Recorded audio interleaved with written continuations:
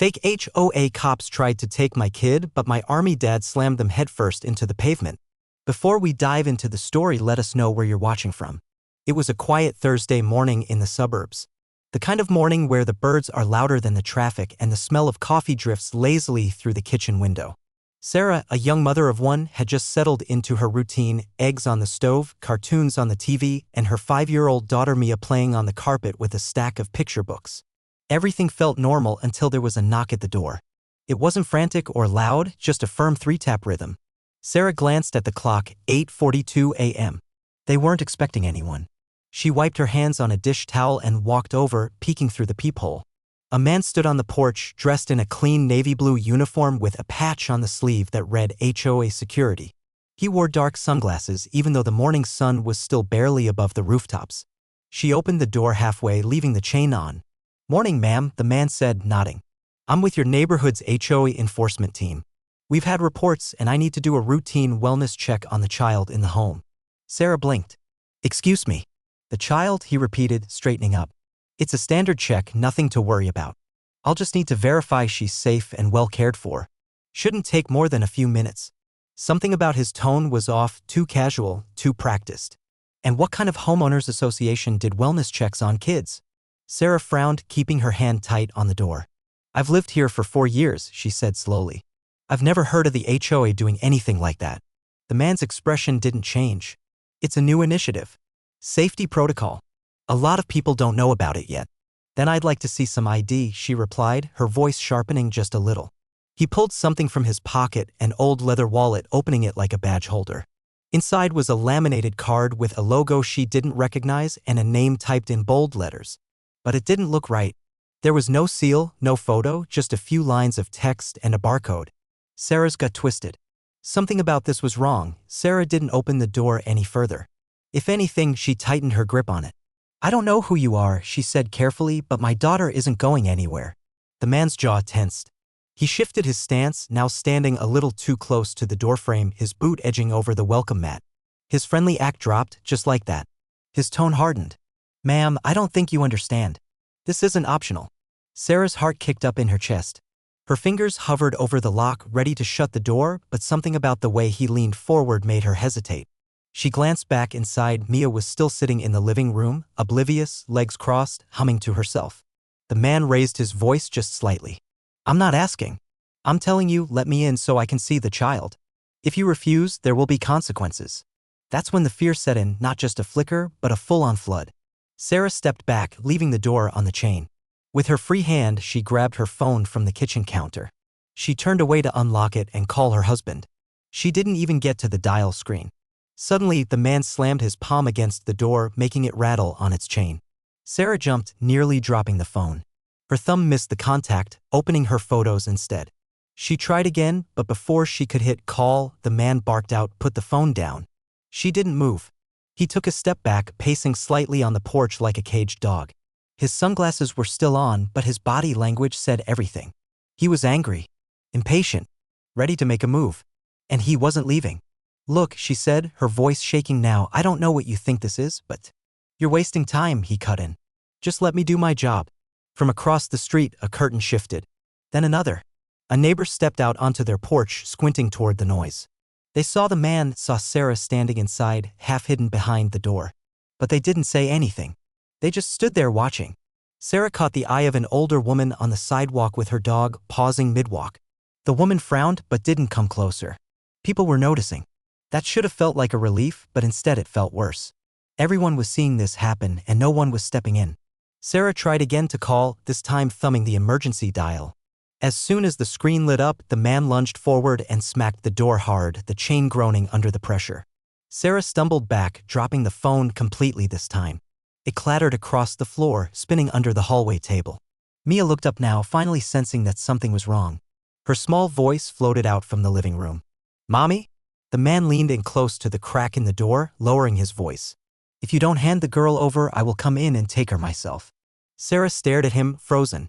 Just a few blocks away, a dark green pickup truck was pulling into the neighborhood, dust trailing behind its tires. At the wheel was James, Army Staff Sergeant James Keller, finally home after a 9-month deployment overseas. He hadn't told Sarah he was coming. He wanted it to be a surprise. He'd imagined the moment 100 times on the long flight back, Mia running into his arms, Sarah laughing through tears, the family back together at last. But what he pulled up to wasn't joy. It was a nightmare. As he turned the corner onto his street, the first thing he saw was a strange man in uniform standing half inside his front doorway. The second thing he noticed was Sarah backed up in the hallway, her hands raised, her body tight with fear. And that was all he needed. James slammed the truck into park before it even fully stopped. He was out and moving fast, boots hitting the pavement, eyes locked on the man on his porch. His instincts kicked in before his brain had time to catch up. "Hey!" he barked, voice like thunder, sharp enough to make the air freeze.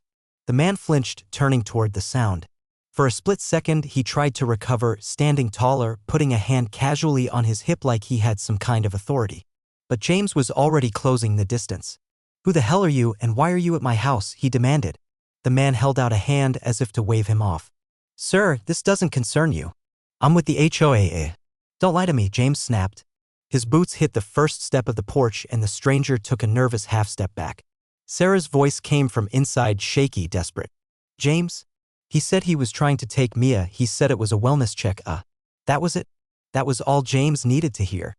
His face shifted from soldier to storm. Every lesson from every drill, every base, every combat zone, everything locked into place. He looked the man up and down, then pointed straight at the flimsy badge still clipped to his chest. "That's fake," James said, low and flat. "You're not with the HOA. They don't take children. You picked the wrong damn house." The man's hands went up slightly. "Let's all calm down, no need to make this physical. You crossed that line when you scared my wife and went for my kid." James stepped closer, now chest to chest with the imposter. The man was taller, maybe broader, but James had the kind of presence that made people step back without thinking. Decades of discipline lived in the set of his jaw, the steel in his shoulders. The man glanced toward the street as if considering a quick escape. But it was too late for that now. The man adjusted his stance, trying to regain control. He reached into his jacket and pulled out the same worn leather wallet he'd shown Sarah earlier. With a flick of his wrist, he held it open, flashing the badge again like it meant something. "This is official," he said. "I'm operating under the legal authority of the HOA's Child Safety Division. It's all in your community bylaws." James didn't flinch. He glanced at the badge but didn't look impressed. It was even more obvious now, no state seal, no department emblem, no agency number. Just a shiny piece of metal and a laminated card with cheap lettering. "Child Safety Division?" James repeated slowly like he was trying the words on for size. "Never heard of it. And I've read the bylaws. Pretty sure it doesn't say anything about dragging kids off front porches." The man's jaw tightened. "Sir, if you continue interfering, I'll have to report you for obstruction." "Obstructing what, exactly?" James shot back. His voice wasn't raised, but it carried weight. Like stone being dropped in water. "This isn't a traffic stop. You're on my property, threatening my wife and daughter, and you haven't shown a single document with actual legal authority." The fake cop held his ground, but it was clear his confidence was cracking. He shifted his weight, looking from James to the still open door where Sarah now stood, holding Mia in her arms. Her phone was back in her hand, this time with the camera quietly recording. James noticed. So did the imposter. "Go ahead," James said, nodding toward the phone. "The police would love to hear about your little operation. Maybe you can explain that fake badge to them too." The man's mouth opened like he had a comeback, but nothing came out. James stepped closer, eyes locked on his like radar. "You're not HOA. You're not law enforcement. You're a con. And I'm giving you 5 seconds to get off this porch before I take you off myself." The man hesitated, just long enough to confirm everything. He wasn't here on any official business. He didn't expect to get caught. And now, standing face to face with someone who wasn't afraid of him, someone who knew what real authority looked like, his bluff was unraveling fast. James didn't take his eyes off the man as he reached into his pocket and pulled out his phone. He scrolled quickly, thumb steady, until he found the number listed in the HOA welcome packet he'd seen 100 times on their fridge back home. He hit dial. The man shifted uneasily, eyes flicking toward the street again, but James caught the movement. "Don't," he warned, voice low. A moment later, the call connected. A woman answered. "Greenfield Ridge Homeowners Association, this is Diane speaking." "Hi, Diane," James said, calm but firm. "This is James Keller. I live at 612 Maywood Lane. Quick question for you, do you have anyone working for the HOA named?" He turned and glanced at the imposter. "What's your name again?" The man didn't answer. James gave a slow shake of his head. "Thought so." He returned to the call. Do you have any department or policy that involves wellness checks on children at private homes? Diane on the other end didn't hesitate. Absolutely not. That's not something we do, sir. We don't have authority to interact with residents like that, especially involving children. Why? Is someone claiming to be from the HOA? James exhaled through his nose. Yeah. He's standing right in front of me. Silence from the other end followed by a sharp intake of breath. That's not one of our people. You need to call the police. I already did, Sarah's voice called out from behind the door. They're on the way. The fake cop's entire posture changed. Gone was the fake confidence. The fake authority. What was left was panic. His hands twitched at his sides as he glanced between James, the street, and the phone still clutched in the father's hand. His mouth opened like he was about to spin another lie, but he didn't get the chance. He bolted. It wasn't graceful. He stumbled off the porch, one boot catching on the edge of the step, nearly falling. James was after him instantly. Years of training kicked in like muscle memory. In 2 long strides, he caught up, grabbing the man by the collar and wrenching him backwards. The imposter let out a strangled noise as his feet flew out from under him and he hit the pavement with a crack and a grunt. Flat on his stomach, arms pinned behind him, he stopped struggling. Maybe he knew it was over. James didn't even raise his voice. He just held the man steady, breathing hard, gaze locked forward as sirens began to wail faintly in the distance. And that's when the neighbors started to come out. Doors opened slowly. People who'd watched from windows now stepped onto porches, gathering at the end of driveways. A few walked up cautiously, phones in hand, recording. A middle-aged man from across the street approached James. Is everything okay? We saw him earlier but didn't know what was going on. He was pretending to be with the HOA, James said without looking up. Tried to take my daughter. Gasps rippled through the small crowd. Someone muttered, that's insane. Another said, we've seen him walking around before, always thought something was weird. The older woman with the dog from earlier came closer. I knew something was off. I should have said something. James didn't respond. He just kept his knee pressed into the man's back as the flashing lights turned the corner and the sirens grew louder. The wail of sirens grew louder, and within minutes, 2 police cars skidded to a stop at the curb. Officers rushed out, taking in the scene in a single sweep. They didn't need an introduction. The fake HOA cop was still on the ground, face down, arms twisted behind him, James hovering over him with calm authority. The officers quickly took control, pulling the man up and handcuffing him, their movements professional but quick. They didn't need much more than a quick statement from James before they had him in the back of the squad car. One of the officers turned to James, nodding with approval.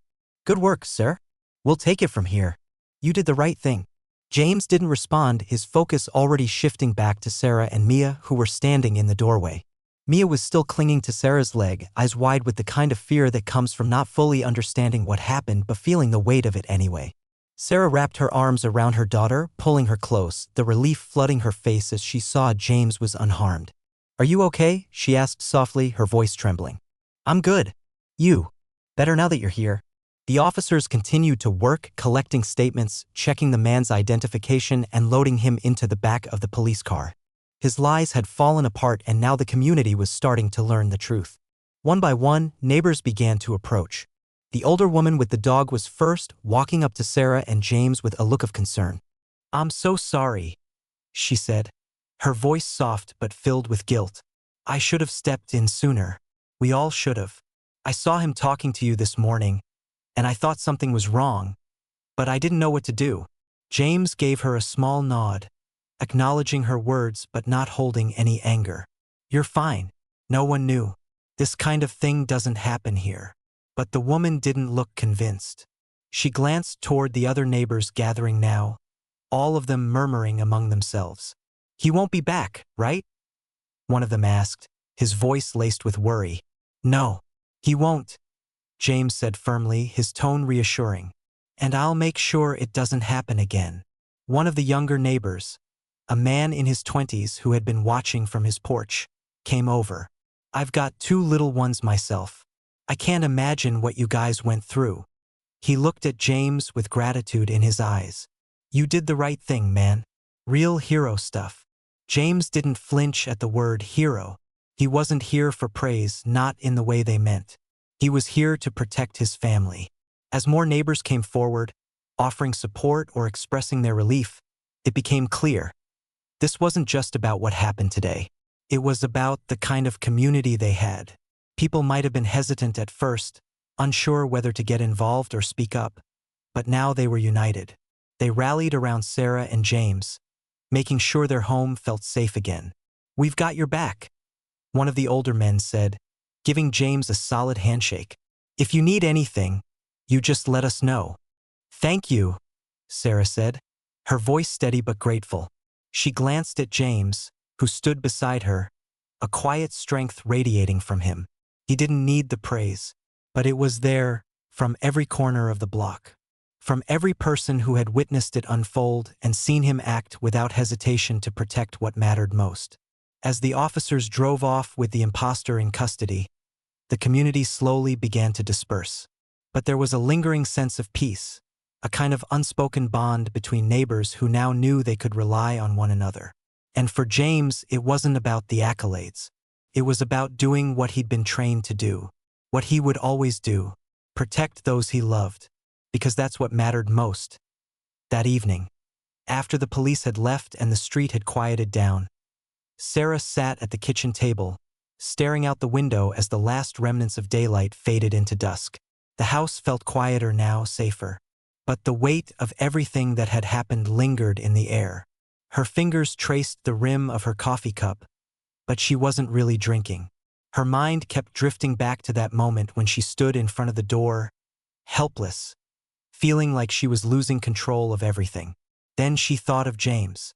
Her eyes flicked to him across the room, where he was helping Mia put away her toys, both of them smiling in their own quiet way. He'd come home to a surprise, but not the kind he'd imagined.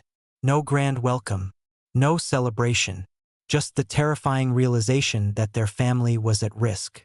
And yet, he had jumped into action without a second thought, like it was instinct, like there was never any question about what to do. "Hey!" she called softly, her voice breaking through the silence. James looked up, his hands still on the toy chest, pausing for a moment. "Yeah." She smiled, a small, tired smile, and gestured for him to join her at the table. He set the toys aside and moved over, sitting down across from her. "Thank you," she said, her voice quiet but full of meaning. I don't know what would have happened if you hadn't been here, if you hadn't come home early." James leaned back in his chair, his hands folded in front of him, his eyes softening as he looked at her. "I wasn't going to let anything happen to you or Mia," he said simply. His tone was calm, like it was the most natural thing in the world. But Sarah could see it. The weight in his eyes, the exhaustion that came from months of uncertainty, from the burden of being far away from his family. "I kept thinking," she began, pausing as the words took shape in her mind. "What if you hadn't come home today? What if I had been alone? I don't even want to imagine it." James reached across the table, taking her hand in his. His grip was warm, steady. "You wouldn't have been alone," he said. "Not really. I know it felt like it, but you've got people around you. The neighbors, the community. You don't have to go through something like that by yourself." Sarah nodded, feeling a mix of relief and guilt. She'd been so scared, so sure that she couldn't handle it on her own. But now, looking around, she saw the truth in his words. There had been people who watched, people who noticed when things weren't right. They hadn't known what to do at first, but they'd rallied together when the situation demanded it. "I think we take it for granted sometimes," she said thoughtfully. "How easy it is to feel alone. But we have more than just each other. We have a community, people who care." James smiled, squeezing her hand. "We always have, and we're not going anywhere.